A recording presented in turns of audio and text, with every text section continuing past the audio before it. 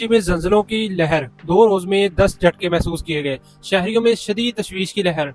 ملک کے سب سے بڑے شہر کراچی میں گزشتہ 48 گھنٹوں کے دوران زلزلے کے 10 جھٹکے محسوس کیے گئے، جس کے باعث شہریوں میں شدید خوف و راز پھیل گیا ہے۔ محکمہ موسمیات اور زلزلہ پیما مرکز کے مطابق ان جھٹکوں کی شدت درمیانے درجے کی تھی، تاہم ان کی تعداد نے ماہرین کو تشویش میں مبتلا کر دیا ہے۔ زلزلوں کے ان پے در پے واقعات نے نہ صرف عام شہریوں بلکہ حکومتی اداروں کو بھی الرٹ کر دیا ہے۔ شہریوں کا کہنا ہے کہ زمین میں مسلسل لرزش کی وجہ سے ان کے معمولات زندگی متاثر ہو رہے ہیں اور خوف کے مارے کئی علاقوں میں لوگ راتیں گھروں سے باہر کھلے مقامات پر گزارنے پر مجبور ہو چکے ہیں۔